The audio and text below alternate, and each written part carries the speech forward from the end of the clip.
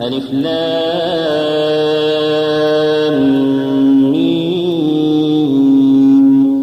ذلك الكتاب لا ريب فيه هدى للمتقين الذين يؤمنون بالغيب ويقيمون الصلاة ومما رزقناهم ينفقون والذين يؤمنون بما أنزل إليك وما أنزل من قبلك وبالآخرة هم يوقنون أولئك على هدى من ربهم وأولئك هم المفلحون إن الذين كفروا سواء عليهم أأنذرتهم أم لم تنذرهم لا يؤمنون ختم الله على قلوبهم وعلى سمعهم وعلى أبصارهم غشاوة ولهم عذاب عظيم ومن الناس من يقول آمنا بالله وباليوم الآخر وما هم بمؤمنين يخادعون الله والذين آمنوا وما يخدعون إلا أنفسهم وما يشعرون في قلوبهم مرض فزادهم الله مرضا ولهم عذاب أليم بما كانوا يكذبون وإذا قيل لهم لا تفسدوا في الأرض قالوا إنما نحن مصلحون ألا إنهم هم المفسدون ولكن لا يشعرون وإذا قيل لهم آمنوا كما آمن الناس قالوا أنؤمن كما آمن السفهاء ألا إنهم هم السفهاء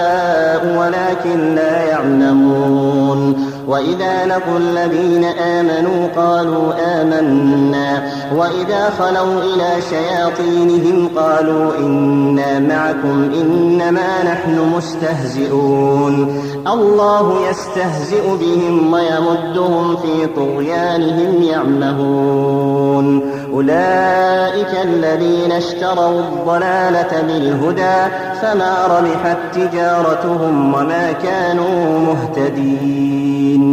مثلهم كمثل الذي استوقد نارا فلما أضاءت ما حوله ذهب الله بنورهم وتركهم في ظلمات لا يبصرون صم بكم عمي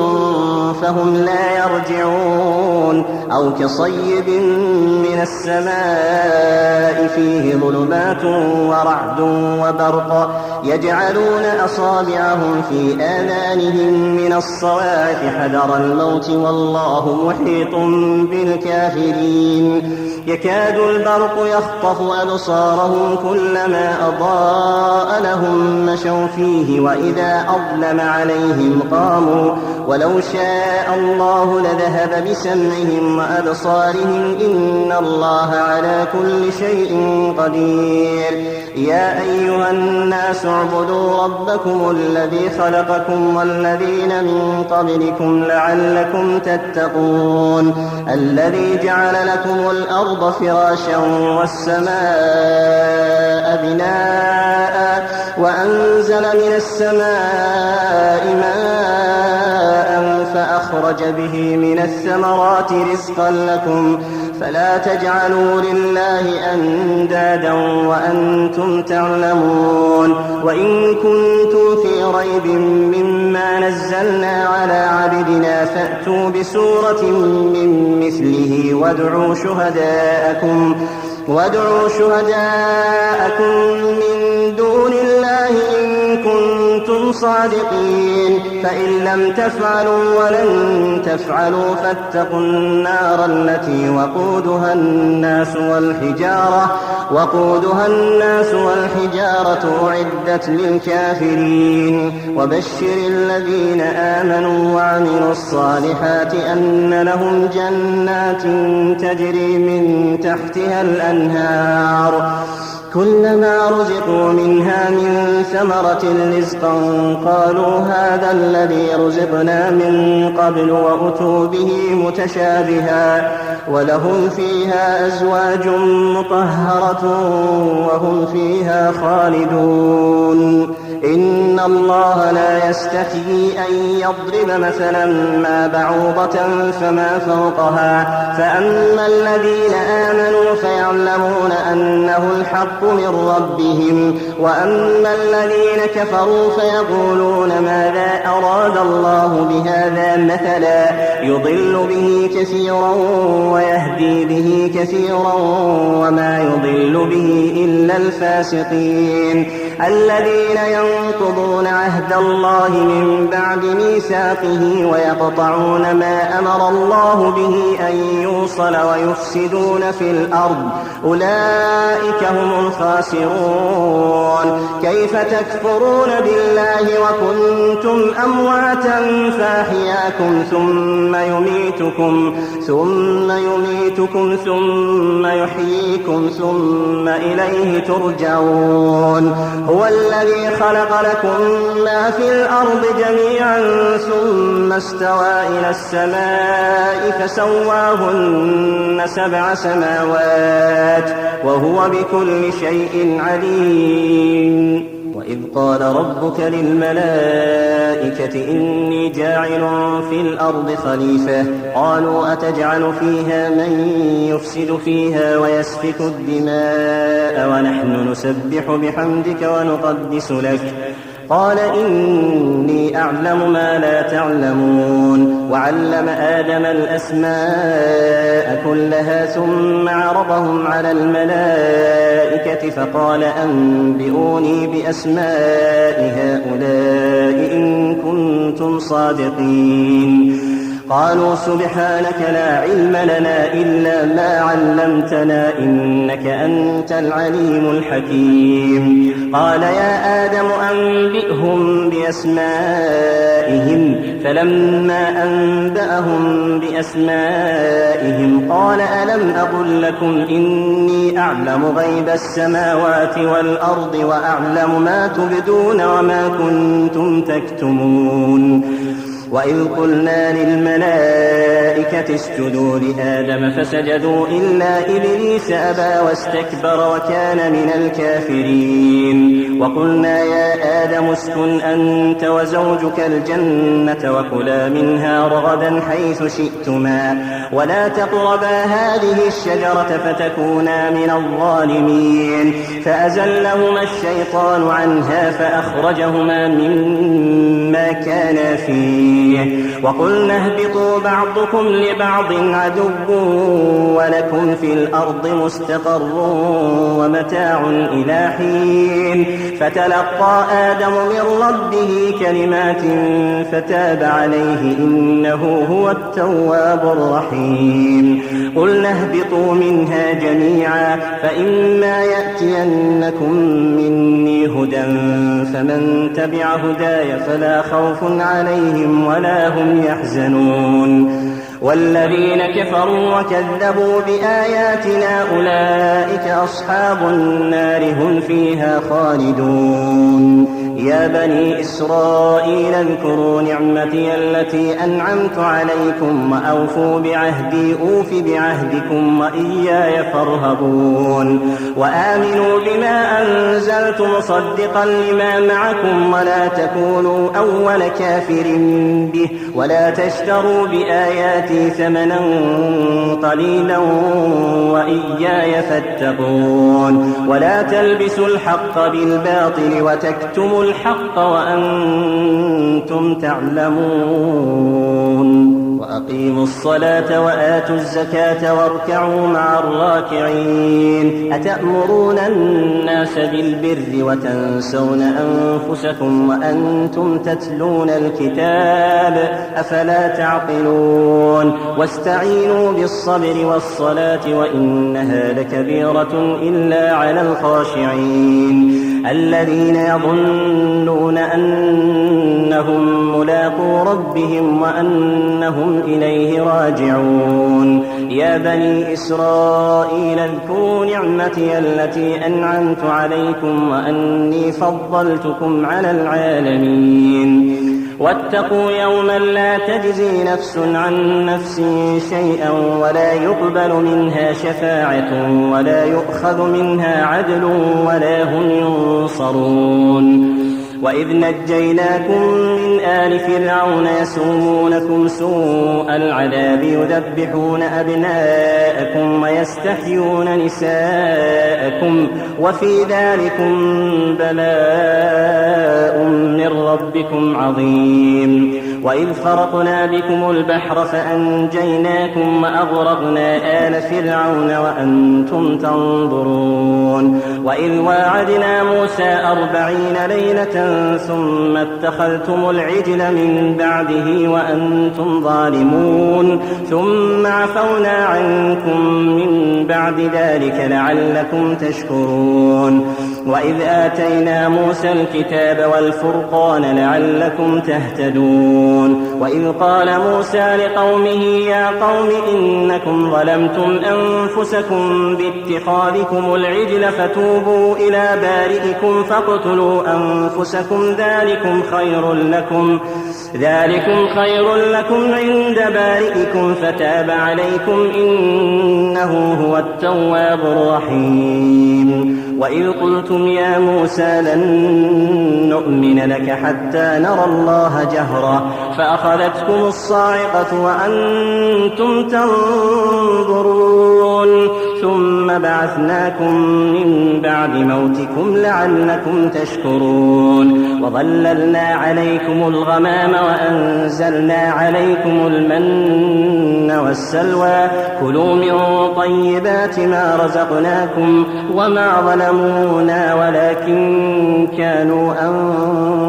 أنفسهم يظلمون. وإذ قلنا ادخلوا هذه القرية فكلوا منها حيث شئتم رغدا وادخلوا الباب سجدا وقولوا حطة نغفر لكم خطاياكم وسنزيد المحسنين. فبدل الذين ظلموا قولا غير الذي قيل لهم فأنزلنا على الذين ظلموا رجزا من السماء بما كانوا يفسقون. وإذ استسقى موسى لقومه فقلنا اضرب بعصاك الحجر فانفجرت منه 12 عينا قد علم كل أناس مشربهم كلوا واشربوا من رزق الله ولا تعثوا في الأرض مفسدين. وإذ قلتم يا موسى لن نصبر على طعام واحد فادع لنا ربك يخرج لنا مما تنبت الأرض من بقلها وقثائها وفومها وعدسها وبصلها قال أتستبدلون الذي هو أدنى بالذي هو خير اهبطوا مصرا فإن لكم ما سألتم وضربت عليهم الذلة والمسكنة وباءوا بغضب من الله ذلك بأنهم كانوا يكفرون بآيات الله ويقتلون النبيين بغير الحق ذلك بما عصوا وكانوا يعتدون. إن الذين آمنوا والذين هادوا والنصارى والصابئين من آمن بالله واليوم الآخر وعمل صالحا فلهم أجرهم عند ربهم ولا خوف عليهم ولا هم يحزنون. وإذ أخذنا ميثاقكم ورفعنا فوقكم الطور خذوا ما آتيناكم بقوة واذكروا ما فيه لعلكم تتقون. ثم توليتم من بعد ذلك فلولا فضل الله عليكم ورحمته لكنتم من الخاسرين. ولقد علمتم الذين اعتدوا منكم في السبت فقلنا لهم كونوا قردة خاسئين فجعلناها نكالا لما بين يديها وما خلفها وموعظة للمتقين. وإذ قال موسى لقومه إن الله يأمركم أن تذبحوا بقرة قالوا أتتخذنا هزوا قال أعوذ بالله أن أكون من الجاهلين. قالوا ادع لنا ربك يبين لنا ما هي قال إنه يقول إنها بقرة لا فارض ولا بكر عوان بين ذلك فافعلوا ما تؤمرون. قالوا ادع لنا ربك يبين يبين لنا ما لونها قال إنه يقول إنها بقرة صفراء فاقع لونها تسر الناظرين قالوا ادع لنا ربك يبين لنا ما هي إن البقرة شابه علينا وإنا إن شاء الله لمهتدون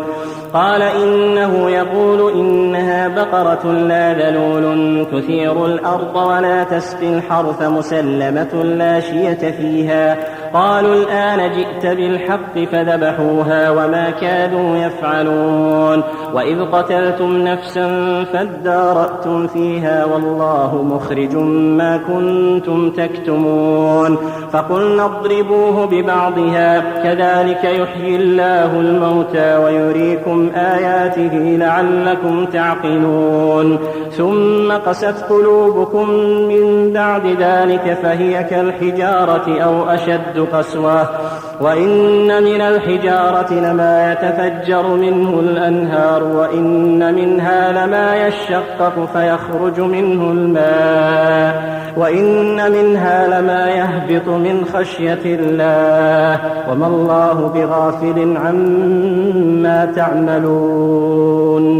أفتطمعون أن يؤمنوا لكم وقد كان فريق منهم يسمعون كلام الله ثم يحرفونه من بعد ما عقلوه وهم يعلمون وإذا لقوا الذين آمنوا قالوا آمنا وإذا خلا بعضهم إلى بعض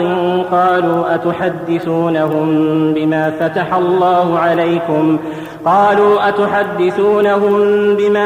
الله عليكم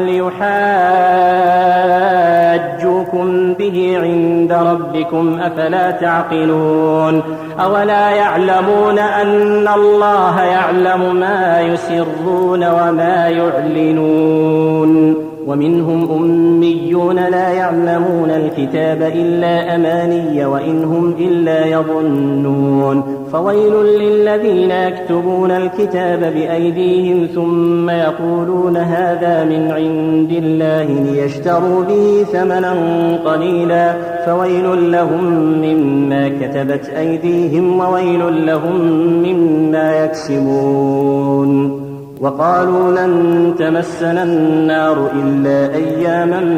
معدودة قل أتخذتم عند الله عهدا فلن يخلف الله عهده أم تقولون على الله ما لا تعلمون بلى من كسب سيئة وأحاطت به خطيئته فأولئك أصحاب النار هم فيها خالدون والذين آمنوا وعملوا الصالحات أولئك أصحاب الجنة هم فيها خالدون وإذ أخذنا ميثاق بني إسرائيل لا تعبدون إلا الله وبالوالدين إحسانا وذي القربى واليتامى والمساكين وقولوا للناس حسنا وأقيموا الصلاة وآتوا الزكاة ثم توليتم إلا قليلا منكم وأنتم معرضون وإذ أخذنا ميثاقكم لا تسفكون دماءكم ولا تخرجون أنفسكم من دياركم ثم أقررتم وأنتم تشهدون ثم أنتم هؤلاء تقتلون أنفسكم وتخرجون فريقا منكم من ديارهم تظاهرون عليهم بالإثم والعدوان وإن يأتوكم أسارى تفادوهم وهو محرم عليكم إخراجهم أفتؤمنون ببعض الكتاب وتكفرون ببعض فما جزاء من يفعل ذلك منكم إلا خزي في الحياة الدنيا ويوم القيامة يردون إلى أشد العذاب وما الله بغافل عما تعملون أولئك الذين اشتروا الحياة الدنيا بالآخرة فلا يخفف عنهم العذاب ولا هم ينصرون ولقد آتينا موسى الكتاب وقفينا من بعده بالرسل وآتينا عيسى بن مريم البينات وأيدناه بروح القدس أفكلما جاءكم رسول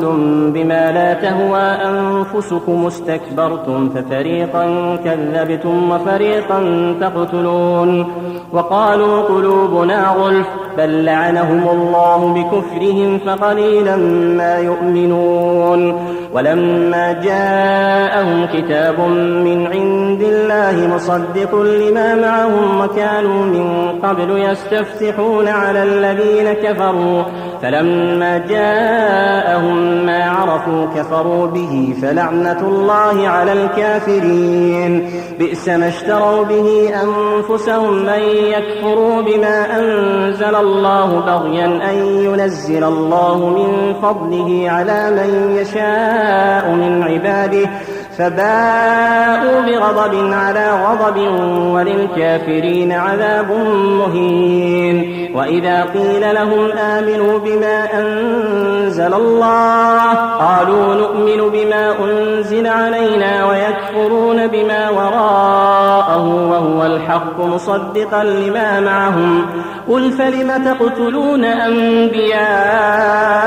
الله من قبل إن كنتم مؤمنين ولقد جاءكم موسى بالبينات ثم اتخذتم العجل من بعده وأنتم ظالمون وإذ أخذنا ميثاقكم ورفعنا فوقكم الطور خذوا ما آتيناكم بقوة واسمعوا قالوا سمعنا وعصينا وأشربوا في قلوبهم العجل بكفرهم قل بئس ما يأمركم به إيمانكم إن كنتم مؤمنين قل إن كانت لكم الدار الآخرة عند الله خالصة من دون الناس فتمنوا الموت إن كنتم صادقين ولن يتمنوه أبدا بما قدمت أيديهم والله عليم بالظالمين ولتجدنهم أحرص الناس على حياة ومن الذين أشركوا يود أحدهم لو يعمر 1000 سنة وما هو بمزحزحه من العذاب أن يعمر والله بصير بما يعملون قل من كان عدوا لجبريل فإنه نزله على قلبك بإذن الله مصدقا لما بين يديه وهدى وبشرى للمؤمنين من كان عدوا لله وملائكته ورسله وجبريل وميكال فإن الله عدو للكافرين ولقد أنزلنا إليك آيات بينات وما يكفر بها إلا الفاسقون أوكلما عاهدوا عهدا نبذه فريق منهم بل أكثرهم لا يؤمنون ولما جاءهم رسول من عند الله مصدق لما معهم نبذ فريق من الذين أوتوا الكتاب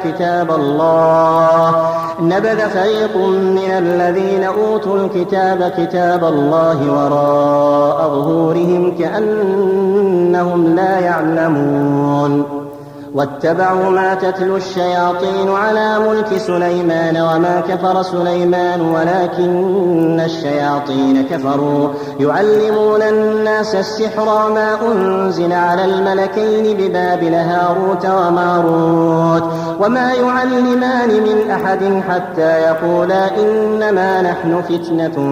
فلا تكفر فيتعلمون منهما ما يفرقون به بين المرء وزوجه وما هم بضارين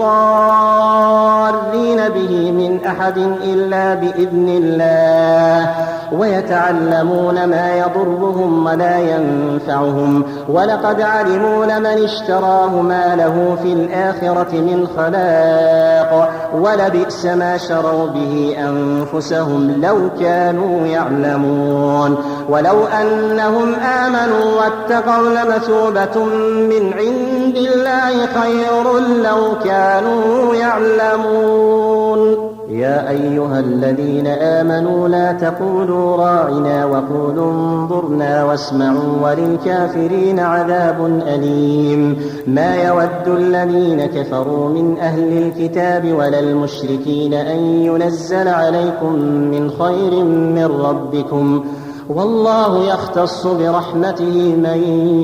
يشاء، والله ذو الفضل العظيم. ما ننسخ من آية أو ننسها نأت بخير منها أو مثلها. ألم تعلم أن الله على كل شيء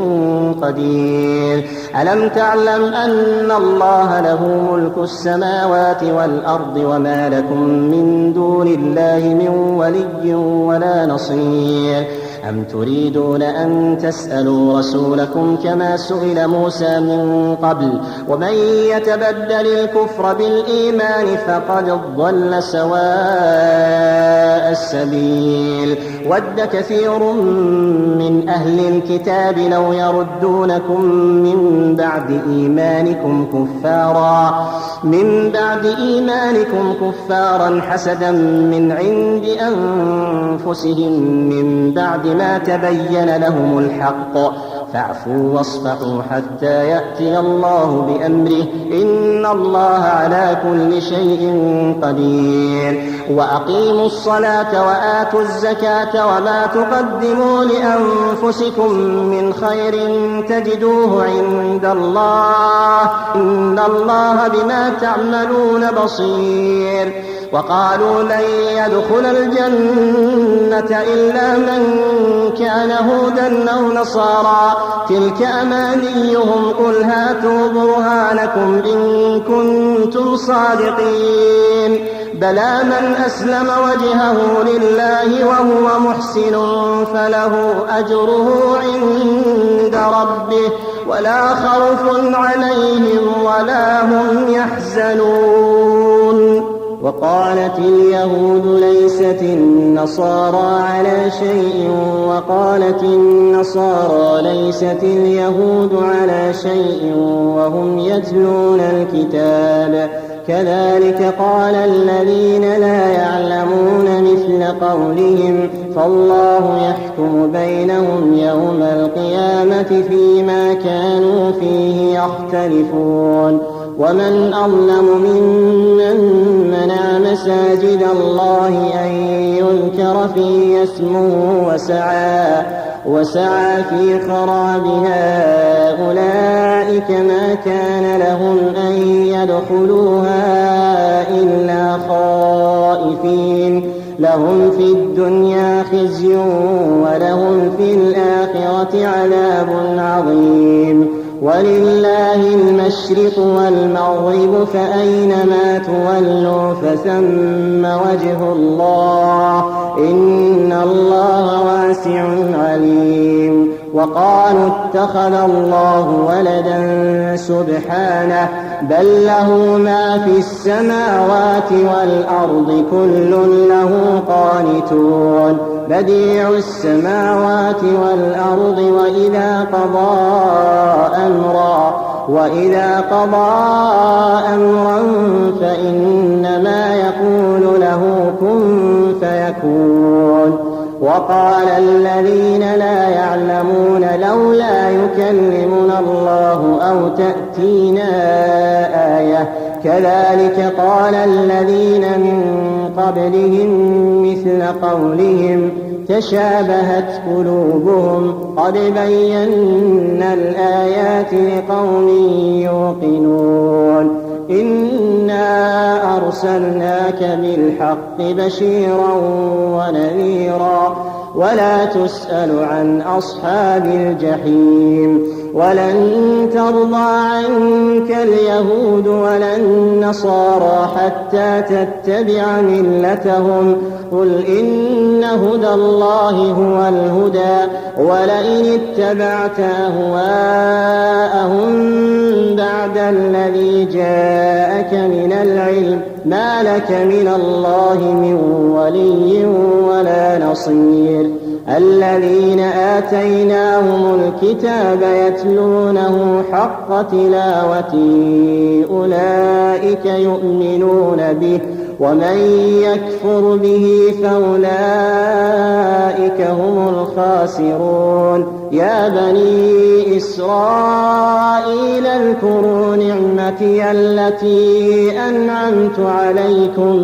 اذكروا نعمتي التي أنعمت عليكم وأني فضلتكم على العالمين واتقوا يوما لا تجزي نفس عن نفس شيئا ولا يقبل منها عدل ولا تنفعها شفاعة ولا هم ينصرون وإذ ابتلى إبراهيم ربه بكلمات فأتمهن قال إني جاعلك للناس إماما قال ومن ذريتي قال لا ينال عهد الظالمين وإذ جعلنا البيت مثابة للناس وأمنا واتخذوا من مقام إبراهيم مصلى وعهدنا إلى إبراهيم وإسماعيل أن طهرا بيتي للطائفين والعاكفين والركع السجود وإذ قال إبراهيم رب اجعل هذا بلدا آمنا وارزق أهله من الثمرات من آمن منهم بالله واليوم الآخر قال ومن كفر فأمتعه قليلا ثم أضطره إلى عذاب النار وبئس المصير وإذ يرفع إبراهيم القواعد من البيت وإسماعيل ربنا تقبل منا إنك أنت السميع العليم ربنا واجعلنا مسلمين لك ومن ذريتنا أمة مسلمة لك وأرنا مناسكنا وتب علينا إنك أنت التواب الرحيم ربنا وابعث فيهم رسولا منهم يتلو عليهم آياتك ويعلمهم الكتاب والحكمة ويزكيهم إنك أنت العزيز الحكيم ومن يرغب عن ملة إبراهيم إلا من سفه نفسه ولقد اصطفيناه في الدنيا وإنه في الآخرة لمن الصالحين إذ قال له ربه أسلم قال أسلمت لرب العالمين ووصى بها إبراهيم بنيه ويعقوب يا بني إن الله اصطفى لكم الدين فلا تموتن إلا وأنتم مسلمون أم كنتم شهداء إذ حضر يعقوب الموت إذ قال لبنيه ما تعبدون من بعدي قالوا نعبد إلهك وإله آبائك إبراهيم وإسماعيل وإسحاق إلها واحدا ونحن له مسلمون تلك أمة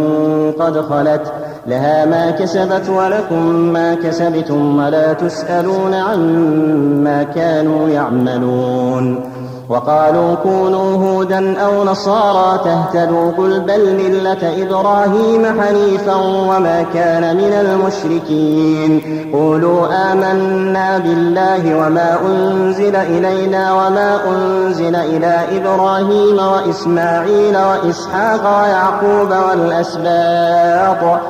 وما أوتي موسى وعيسى وما أوتي النبيون من ربهم لا نفرق بين أحد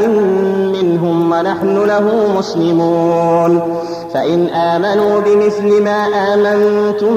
به فقد اهتدوا وإن تولوا فإنما هم في شقاق فسيكفيكهم الله وهو السميع العليم صبغة الله ومن أحسن من الله صبغة ونحن له عابدون قل لتحاجوننا في الله وهو ربنا وربكم ولنا أعمالنا ولكم أعمالكم ونحن له مخلصون. أم تقولون إن إبراهيم وإسماعيل وإسحاق ويعقوب والأسباط كانوا هودا أو نصارى؟ قل أأنتم أعلم أم الله؟ ومن أظلم ممن كتم شهادة عنده من الله، وما الله بغافل عما تعملون. تلك أمة قد خلت، لها ما كسبت ولكم ما كسبتم ولا تسألون عما كانوا يعملون. سيقول السفهاء من الناس ما ولاهم عن قبلتهم التي كانوا عليها قل لله المشرق والمغرب يهدي من يشاء إلى صراط مستقيم. وكذلك جعلناكم أمة وسطا لتكونوا شهداء على الناس ويكون الرسول عليكم شهيدا. وما جعلنا القبلة التي كنت عليها إلا لنعلم من يتبع الرسول ممن ينقلب على عقبيه، وإن كانت لكبيرة إلا على الذين هدى الله. وما كان الله ليضيع إيمانكم إن الله بالناس لرؤوف رحيم. قد نرى تقلب وجهك في السماء فلنولينك قبلة ترضاها فول وجهك شطر المسجد الحرام وحيثما كنتم فولوا وجوهكم شطره وإن الذين أوتوا الكتاب ليعلمون أنه الحق من ربهم وما الله بغافل عما يعملون. ولئن أتيت الذين أوتوا الكتاب بكل آية ما تبعوا قبلتك وما أنت بتابع قبلتهم وما بعضهم بتابع قبلة بعض. ولئن اتبعت أهواءهم من بعد ما جاءك من العلم إنك إذا لمن الظالمين. الذين آتيناهم الكتاب يعرفونه كما يعرفون أبناءهم وإن فريقا منهم لا يكتمون الحق وهم يعلمون. الحق من ربك فلا تكونن من الممترين. ولكل وجهة هو موليها فاستبقوا الخيرات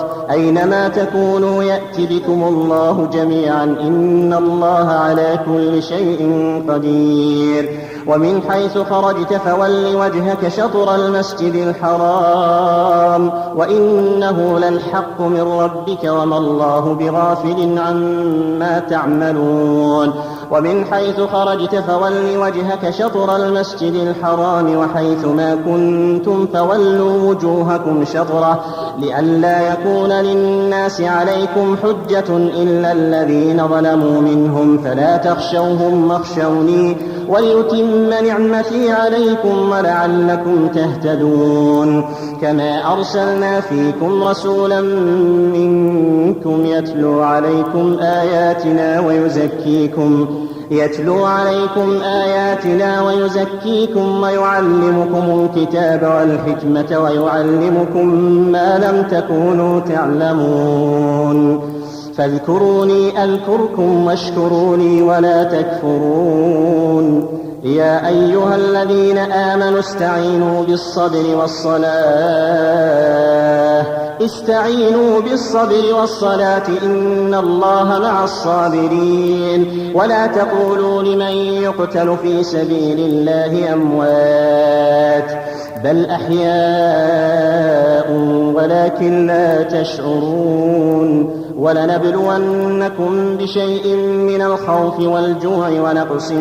من الأموال والأنفس والثمرات وبشر الصابرين الذين إذا أصابتهم مصيبة قالوا إنا لله وإنا إليه راجعون. أولئك عليهم صلوات من ربهم ورحمة وأولئك هم المهتدون. يعقلون إن الصفا والمروة من شعائر الله فمن حج البيت أو اعتمر فلا جناح عليه أن يطوف بهما ومن تطوع خيرا فإن الله شاكر عليم إن الذين يكتمون ما أنزلنا من البينات والهدى من بعد ما بيناه للناس في الكتاب أولئك يلعنهم الله ويلعنهم اللاعنون إلا الذين تابوا وأصلحوا وبينوا فأولئك أتوب عليهم وأنا التواب الرحيم إن الذين كفروا وماتوا وهم كفار أولئك عليهم لعنة الله والملائكة والناس أجمعين خالدين فيها لا يخفف عنهم العذاب ولا هم ينظرون وإلهكم إله واحد لا إله إلا هو الرحمن الرحيم إن في خلق السماوات والأرض واختلاف الليل والنهار والفلك التي تجري في البحر بما ينفع الناس وما أنزل الله من السماء من ماء فأحيا به الأرض بعد موتها وبث فيها من كل دابة وتصريف الرياح والسحاب المسخر بين السماء والأرض لآيات لقوم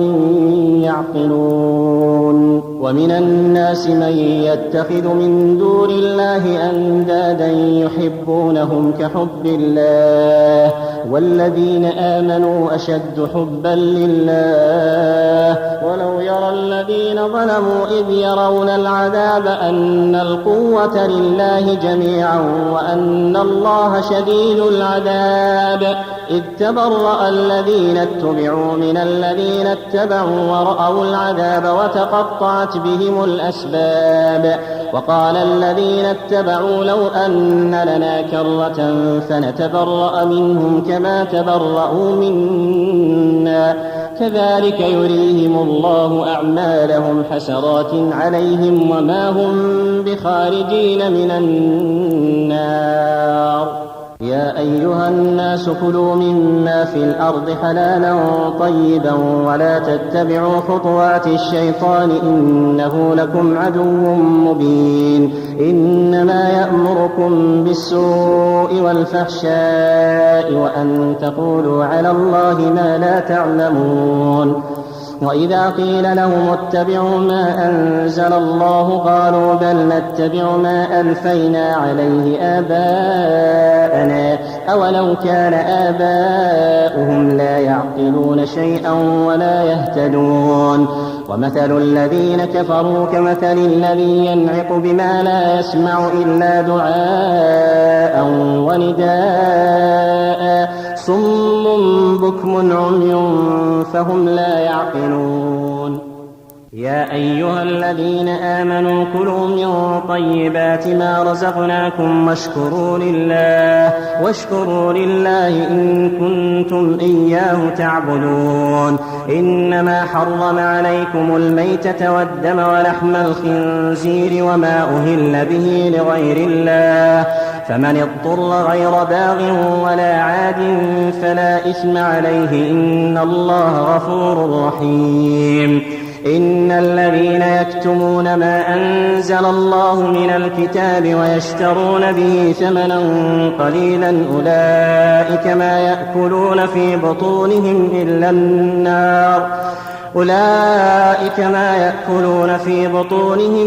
النار ولا يكلمهم الله يوم القيامة ولا يزكيهم ولهم عذاب أليم أولئك الذين اشتروا الضلالة بالهدى والعذاب بالمغفرة فما أصبرهم على النار ذلك بأن الله نزل الكتاب بالحق وإن الذين اختلفوا في الكتاب لفي شقاق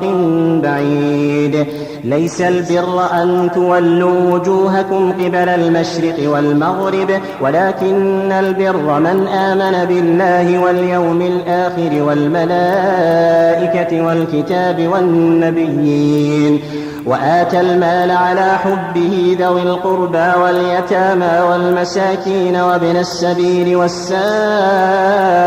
وفي الرقاب وأقام الصلاة وآتى الزكاة والموفون بعهدهم إذا عاهدوا والصابرين في البأساء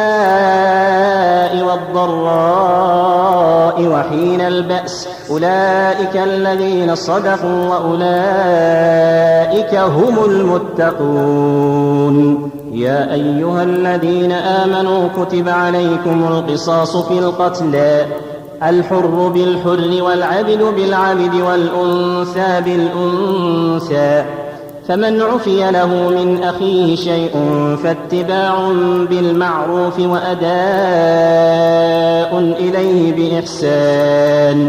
ذلك تخفيف من ربكم ورحمة فمن اعتدى بعد ذلك فله عذاب أليم. ولكم في القصاص حياة يا أولي الألباب لعلكم تتقون. كتب عليكم إذا حضر أحدكم الموت إن ترك خيرا الوصية للوالدين والأقربين بالمعروف حقا على المتقين فمن بدله بعدما سمعه فإنما إثمه على الذين يبدلونه إن الله سميع عليم. فمن خاف من موص جنفا أو إثما فأصلح بينهم فلا إثم عليه إن الله غفور رحيم. يا أيها الذين آمنوا كتب عليكم الصيام كما كتب على الذين من قبلكم لعلكم تتقون أياما معدودات فمن كان منكم مريضا أو على سفر فعدة من أيام أخر وعلى الذين يطيقونه فدية طعام مسكين فمن تطوع خيرا فهو خير له وأن تصوموا خير لكم إن كنتم تعلمون. شهر رمضان الذي أنزل فيه القرآن هدى للناس وبينات من الهدى والفرقان فمن شهد منكم الشهر فليصمه ومن كان مريضا أو على سفر فعدة من أيام أخر يريد الله بكم اليسر ولا يريد بكم العسر ولتكملوا العدة ولتكبروا الله على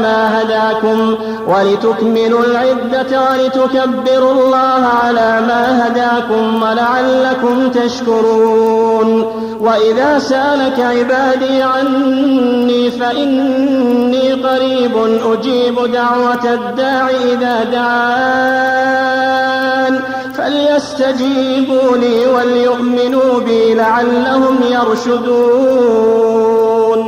أحل لكم ليلة الصيام الرفث إلى نسائكم هن لباس لكم وأنتم لباس لهن علم الله أنكم كنتم تختانون أنفسكم فتاب عليكم وعفى عنكم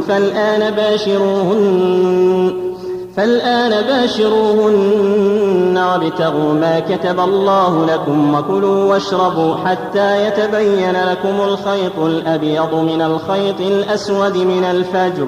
ثم أتموا الصيام إلى الليل ولا تباشروهن وأنتم عاكفون في المساجد تلك حدود الله فلا تقربوها كذلك يبين الله آياته للناس لعلهم يتقون. ولا تأكلوا أموالكم بينكم بالباطل وتدلوا بها إلى الحكام لتأكلوا فريقا من أموال الناس بالإثم وأنتم وأنتم تعلمون. يسألونك عن الأهلة قل هي مواقيت للناس والحج وليس البر بأن تأتوا البيوت من ظهورها ولكن البر من اتقى وأتوا البيوت من أبوابها واتقوا الله لعلكم تفلحون. وقاتلوا في سبيل الله الذين يقاتلونكم ولا تعتدوا إن الله لا يحب المعتدين. واقتلوهم حيث ثقفتموهم وأخرجوهم من حيث أخرجوكم والفتنة أشد من القتل ولا تقاتلوهم عند المسجد الحرام حتى يقاتلوكم فيه فإن قاتلوكم فاقتلوهم كذلك جزاء الكافرين. فإن انتهوا فإن الله غفور رحيم. وقاتلوهم حتى لا تكون فتنة ويكون الدين لله فإن انتهوا فلا عدوان إلا على الظالمين. الشهر الحرام بالشهر الحرام والحرمات قصاص فمن اعتدى عليكم فاعتدوا عليه بمثل ما اعتدى عليكم واتقوا الله واعلموا أن الله مع المتقين. وأنفقوا في سبيل الله ولا تلقوا بأيديكم إلى التهلكة وأحسنوا إن الله يحب المحسنين. وأتموا الحج والعمرة لله فإن أحسرتم فما استيسر من الهدي ولا تحلقوا رؤوسكم حتى يبلغ الهدي محله فمن كان منكم مريضا أو به أذى من رأسه ففدية من صيام أو صدقة أو نسك فإذا أمنتم فمن تمتع بالعمرة إلى الحج فما استيسر من الهدي فمن لم يجد فصيام 3 أيام في الحج و7 إذا رجعتم تلك 10 كاملة ذلك لمن لم يكن أهله حاضر المسجد الحرام واتقوا الله واعلموا أن الله شديد العقاب. الحج أشهر معلومات فمن فرض فيهن الحج فلا رفث ولا فسوق ولا جدال في الحج وما تفعلوا من خير يعلمه الله وتزودوا فإن خير الزاد التقوى واتقون يا أولي الألباب. ليس عليكم جناح أن تبتغوا فضلا من ربكم فإذا أفضتم من عرفات فاذكروا الله عند المشعر الحرام واذكروه كما هداكم وإن كنتم من قبله لمن الضالين. ثم أفيضوا من حيث أفاض الناس واستغفروا الله إن الله غفور رحيم.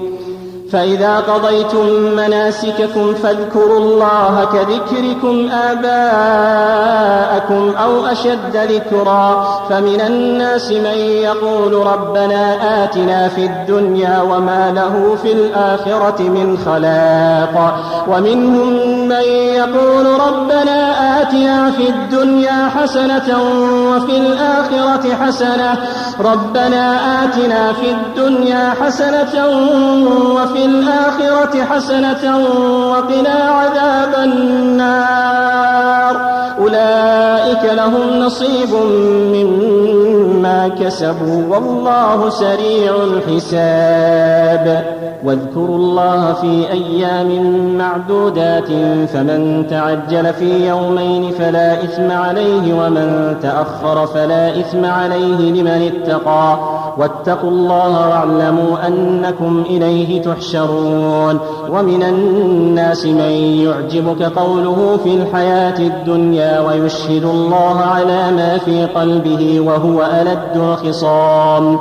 وإذا تولى سعى في الأرض ليفسد فيها ويهلك الحرث والنسل والله لا يحب الفساد. وإذا قيل له اتق الله أخذته العزة بالإثم فحسبه جهنم ولبئس المهاد.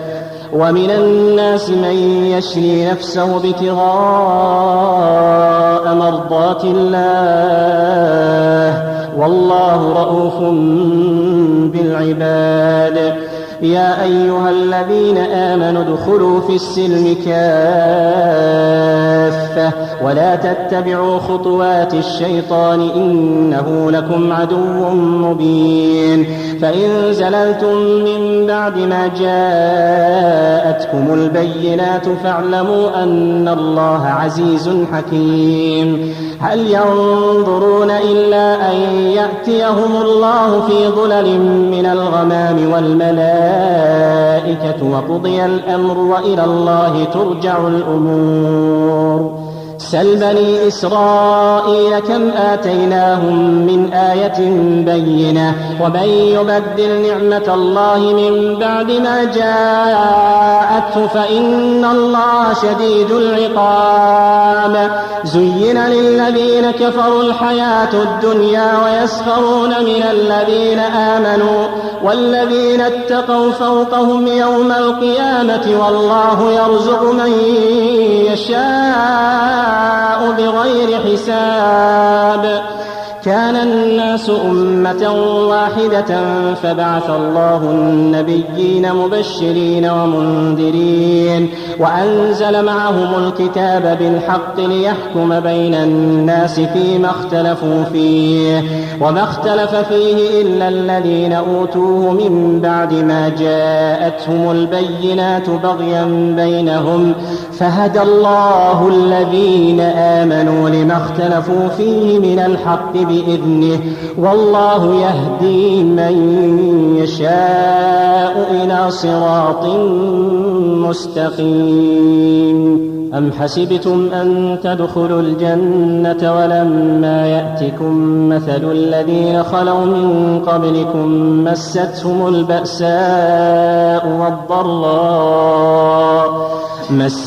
البأساء والضراء وزلزلوا حتى يقول الرسول والذين آمنوا معه متى نصر الله ألا إن نصر الله قريب. يسألونك ماذا ينفقون قل ما أنفقتم من خير فللوالدين والأقربين واليتامى والمساكين وابن السبيل وما تفعلوا من خير فإن الله به عليم. كتب عليكم القتال وهو كره لكم وعسى أن تكرهوا شيئا وهو خير لكم وعسى أن تحبوا شيئا وهو شر لكم والله يعلم وأنتم لا تعلمون. يسألونك عن الشهر الحرام قتال فيه قل قتال فيه كبير وصد عن سبيل الله وكفر به والمسجد الحرام وإخراج أهله منه أكبر عند الله والفتنة أكبر من القتل ولا يزالون يقاتلونكم حتى يردوكم عن دينكم إن استطاعوا ومن يرتد منكم عن دينه فيمت وهو كافر فأولئك حبطت أعمالهم في الدنيا والآخرة وأولئك أصحاب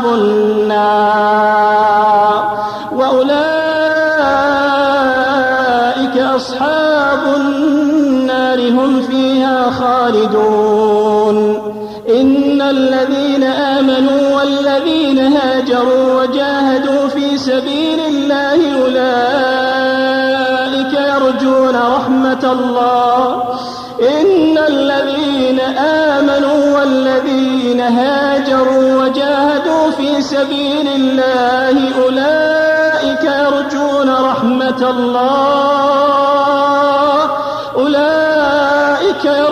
رحمة الله والله غفور رحيم.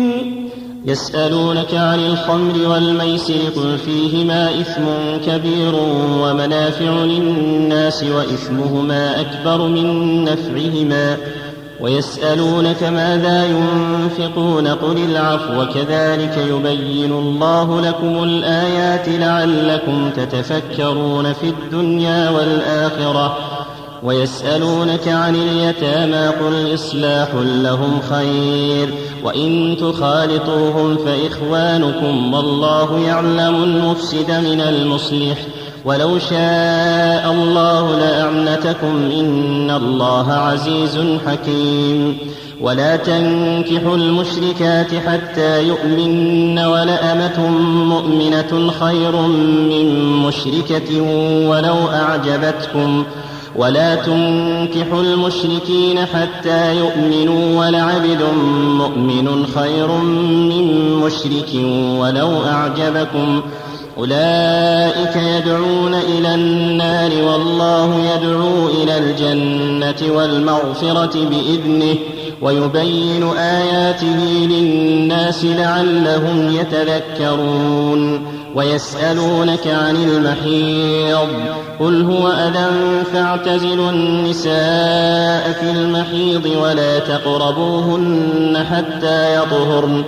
فإذا تطهرن فأتوهن من حيث أمركم الله إن الله يحب التوابين ويحب المتطهرين نساؤكم حرث لكم فأتوا حرثكم أنى شئتم وقدموا لأنفسكم واتقوا الله واعلموا أنكم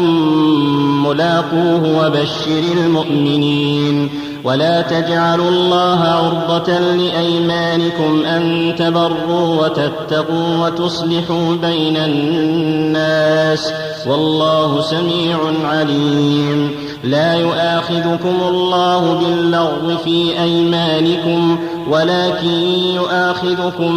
بما كسبت قلوبكم والله غفور حليم للذين يؤلون من نسائهم تربص 4 أشهر فإن فاءوا فإن الله غفور رحيم وإن عزموا الطلاق فإن الله سميع عليم والمطلقات يتربصن بأنفسهن 3 قروء ولا يحل لهن أن يكتمن ما خلق الله في أرحامهن إن كن يؤمن بالله واليوم الآخر وبعولتهن أحق بردهن في ذلك إن أرادوا إصلاحا ولهن مثل الذي عليهن بالمعروف وللرجال عليهن درجة والله عزيز حكيم الطلاق 2 فإمساك بمعروف أو تسريح بإحسان ولا يحل لكم أن تأخذوا مما آتيتموهن شيئا إلا أن يخافا ألا يقيما حدود الله فإن خفتم ألا يقيما حدود الله فلا جناح عليهما فيما افتدت به تلك حدود الله فلا تعتدوها ومن يتعد حدود الله فأولئك هم الظالمون فإن طلقها فلا تحل له من بعد حتى تنكح زوجا غيره فإن طلقها فلا جناح عليهما أن يتراجعا إن ظنا أن يقيما حدود الله وتلك حدود الله يبينها لقوم يعلمون وإذا طلقتم النساء فبلغن أجلهن فأمسكوهن بمعروف أو سرحوهن بمعروف وإذا طلقتم النساء فبلغن أجلهن فأمسكوهن بمعروف أو سرحوهن بمعروف ولا تمسكوهن ضرارا لتعتدوا ومن يفعل ذلك فقد ظلم نفسه ولا تتخذوا آيات الله هزوا واذكروا نعمة الله عليكم وما أنزل عليكم من الكتاب والحكمة يعظكم به واتقوا الله واعلموا أن الله بكل شيء عليم. وإذا طلقتم النساء فبلغن أجلهن فلا تعضلوهن أن ينكحن أزواجهن إذا تراضوا بينهم بالمعروف،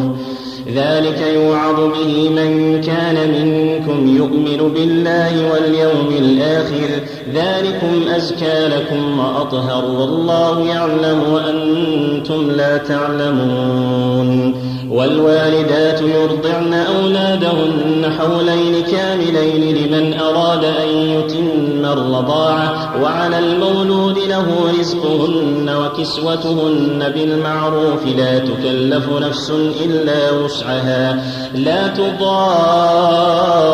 والدة بولدها ولا مولود له بولده، وعلى الوارث مثل ذلك، فإن أرادا فصالا عن تراض منهما وتشاور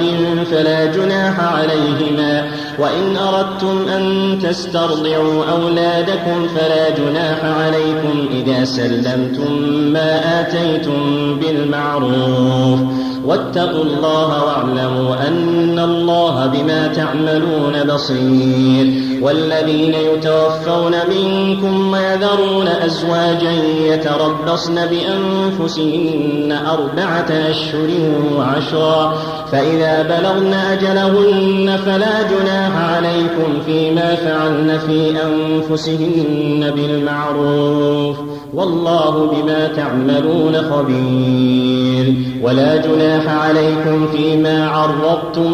به من خطبة النساء أو أكننتم في أنفسكم، علم الله أنكم ستذكرونهن ولكن لا تواعدوهن سرا إلا أن تقولوا قولا معروفا، ولا تعزموا عقدة النكاح حتى يبلغ الكتاب أجله، واعلموا أن الله يعلم ما في أنفسكم فاحذروه، واعلموا أن الله غفور حليم. لا جناح عليكم إن طلقتم النساء ما لم تمسوهن أو تفرضوا لهن فريضة، ومتعوهن على الموسع قدره وعلى المقتر قدره متاعا بالمعروف حقا على المحسنين. وإن طلقتموهن من قبل أن تمسوهن وقد فرضتم لهن فريضة فنصف ما فرضتم إلا أن يعفون أو يعفو الذي بيده عقدة النكاح، وأن تعفوا أقرب للتقوى، ولا تنسوا الفضل بينكم، إن الله بما تعملون بصير. حافظوا على الصلوات والصلاة الوسطى وقوموا لله قانتين، فإن خفتم فرجالا أو ركبانا، فإذا أمنتم فاذكروا الله كما علمكم ما لم تكونوا تعلمون. والذين يتوفون منكم ويذرون أزواجا وصية لأزواجهم متاعا إلى الحول غير إخراج، فإن خرجن فلا جناح عليكم فيما فعلن في أنفسهن من معروف، والله عزيز حكيم. وللمطلقات متاع بالمعروف حقا على المتقين، كذلك يبين الله لكم آياته لعلكم تعقلون. ألم تر إلى الذين خرجوا من ديارهم وهم ألوف حذر الموت فقال لهم الله موتوا ثم أحياهم، إن الله لذو فضل على الناس ولكن أكثر الناس لا يشكرون. وقاتلوا في سبيل الله واعلموا أن الله سميع عليم. من ذا الذي يقرض الله قرضا حسنا فيضاعفه له أضعافا كثيرة والله يقبض ويبسط وإليه ترجعون. ألم تر إلى الملأ من بني إسرائيل من بعد موسى إذ قالوا لنبي لهم ابعث لنا ملكا نقاتل في سبيل الله قال هل عسيتم إن كتب عليكم القتال ألا تقاتلوا قالوا وما لنا ألا نقاتل في سبيل الله وقد أخرجنا من ديارنا وأبنائنا فلما كتب عليهم القتال تولوا إلا قليلا منهم والله عليم بالظالمين. وقال لهم نبيهم إن الله قد بعث لكم طالوت ملكا قالوا أنى يكون له الملك علينا ونحن أحق بالملك منه ولم يؤت سعة من المال قال إن الله اصطفاه عليكم وزاده بسطة في العلم والجسم والله يؤتي ملكه من يشاء والله واسع عليم. وقال لهم نبيهم إن آية ملكه أن يأتيكم التابوت فيه سكينة من ربكم وبقية مما ترك آل موسى وآل هارون تحمله الملائكة إن في ذلك لآية لكم إن كنتم مؤمنين. فلما فصل طالوت بالجنود قال إن الله مبتليكم بنهر فمن شرب منه فليس مني ومن لم يطعمه فإنه مني إلا من اغترف غرفة بيده فشربوا منه إلا قليلا منهم فلما جاوزه هو والذين آمنوا معه قالوا لا طاقة لنا اليوم بجالوت وجنوده قال الذين يظنون أنهم ملاقو الله كم من فئة قليلة غلبت فئة كثيرة بإذن الله والله مع الصابرين. ولما برزوا لجالوت وجنوده قالوا ربنا أفرغ علينا صبرا وثبت أقدامنا وانصرنا على القوم الكافرين فهزموهم بإذن الله وقتل داود جالوت وآتاه الله الملك والحكمة وعلمه مما يشاء ولولا دفع الله الناس بعضهم ببعض لفسدت الأرض ولكن الله ذو فضل على العالمين. تلك آيات الله يتلوها عليك بالحق وإنك لمن المرسلين.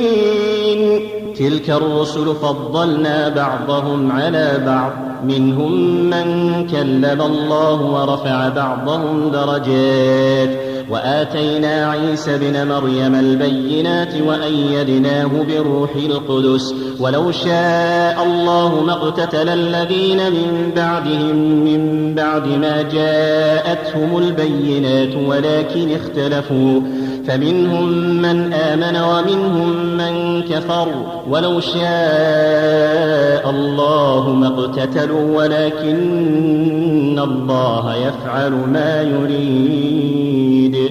يا أيها الذين آمنوا أنفقوا مما رزقناكم من قبل أن يأتي يوم لا بيع فيه ولا خلة ولا شفاعة والكافرون هم الظالمون. الله لا إله إلا هو الحي القيوم لا تأخذه سنة ولا نوم له ما في السماوات وما في الأرض من ذا الذي يشفع عنده إلا بإذنه يعلم ما بين أيديهم وما خلفهم ولا يحيطون بشيء من علمه إلا بما شاء وسع كرسيه السماوات والأرض ولا يؤوده حفظهما وهو العلي العظيم. لا إكراه في الدين قد تبين الرشد من الغي فمن يكفر بالطاغوت ويؤمن بالله فقد استمسك بالعروة الوثقى لا انفصام لها والله سميع عليم الله ولي الذين آمنوا يخرجهم من الظلمات إلى النور والذين كفروا أولياؤهم الطاغوت يخرجونهم من النور إلى الظلمات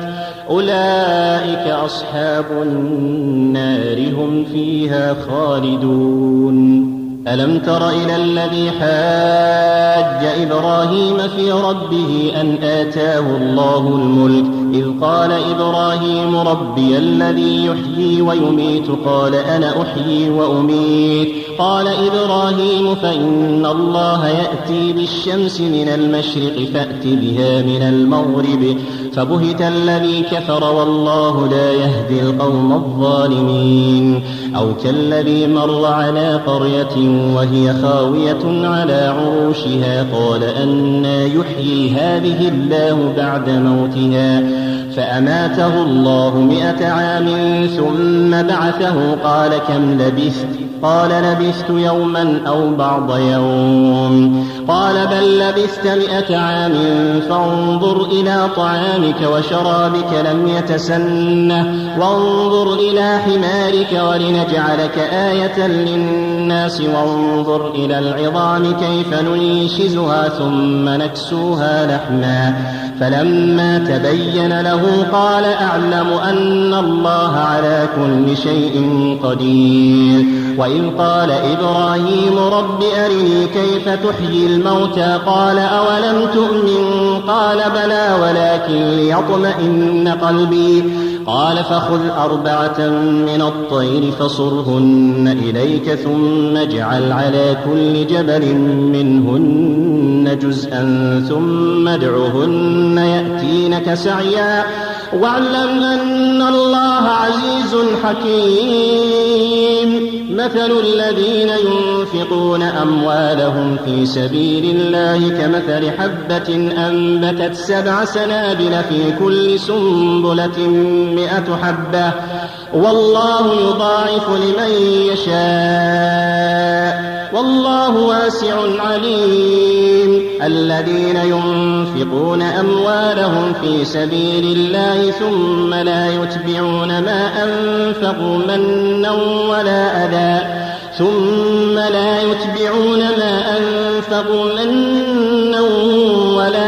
لهم أجرهم عند ربهم ولا خوف عليهم ولا هم يحزنون قول معروف ومغفرة خير من صدقة يتبعها أذى والله غني حليم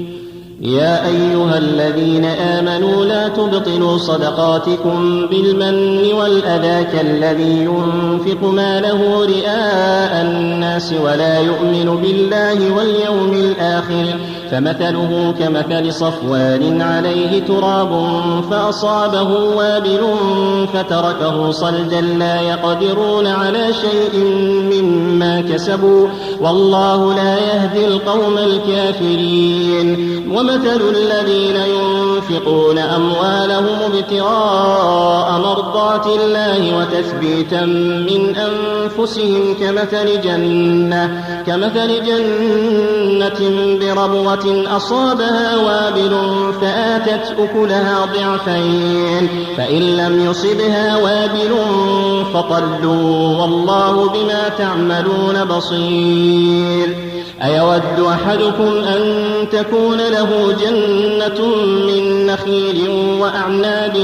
تجري من تحتها الأنهار له فيها من كل الثمرات وأصابه الكبر وله ذرية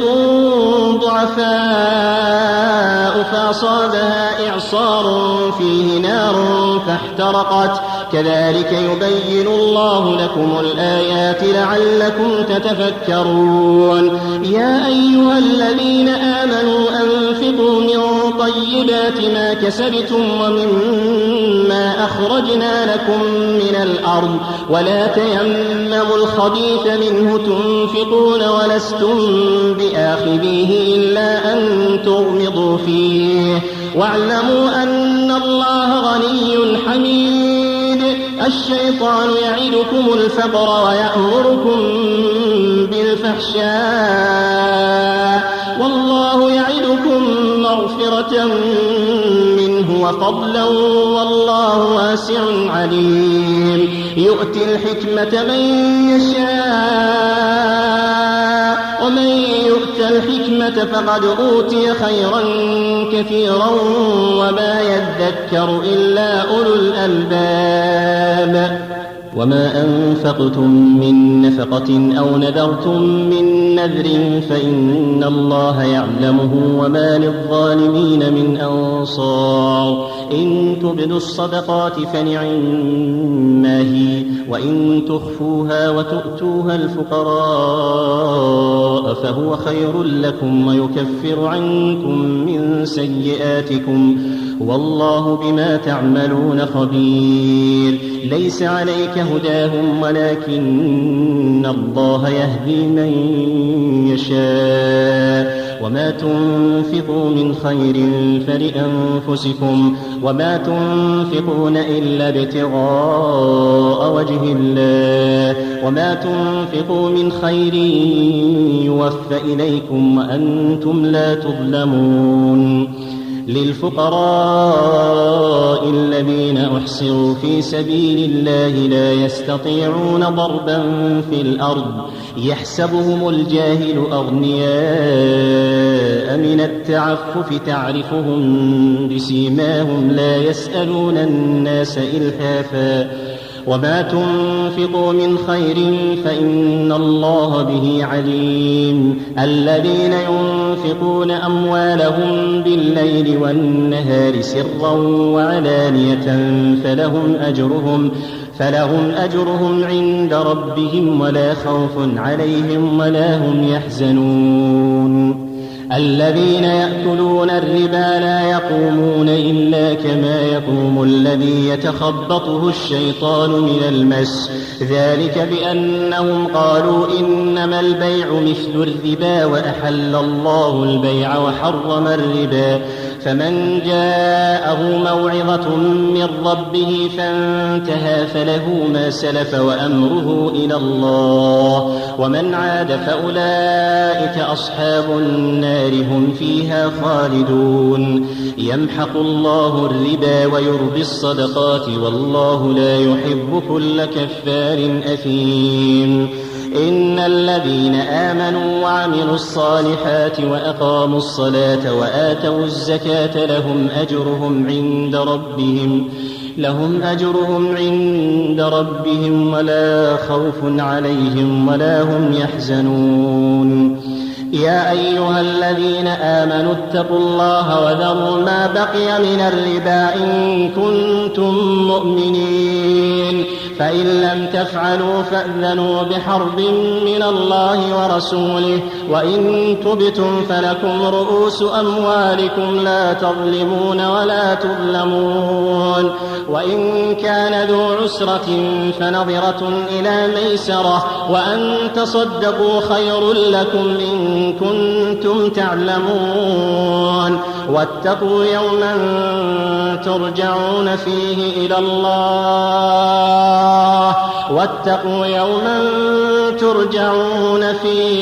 إلى الله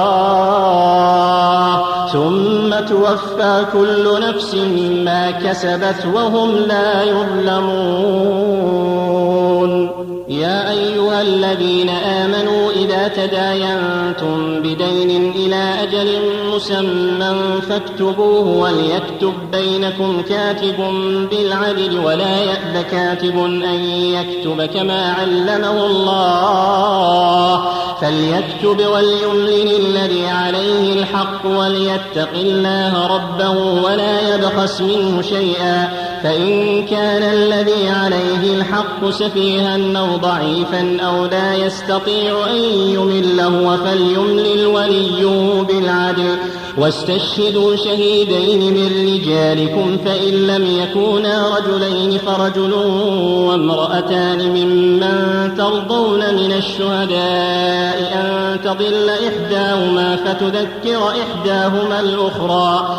ولا يأبى الشهداء إذا ما دعوا، ولا تسأموا أن تكتبوه صغيرا أو كبيرا إلى أجله، ذلكم أقسط عند الله وأقوم للشهادة وأدنى ألا ترتابوا إلا أن تكون تجارة حاضرة تديرونها بينكم فليس عليكم جناح ألا تكتبوها، وأشهدوا إذا تبايعتم ولا يضار كاتب ولا شهيد، وإن تفعلوا فإنه فسوق بكم، واتقوا الله ويعلمكم الله والله بكل شيء عليم. وإن كنتم على سفر ولم تجدوا كاتبا فرهان مقبوضة، فإن أمن بعضكم بعضا فليؤدي الذي اؤتمن أمانته وليتق الله ربه ولا تكتموا الشهادة، ومن يكتمها فإنه آثم قلبه والله بما تعملون عليم. لله ما في السماوات وما في الأرض، وإن تبدوا ما في أنفسكم أو تخفوه يحاسبكم به الله فيغفر لمن يشاء ويعذب من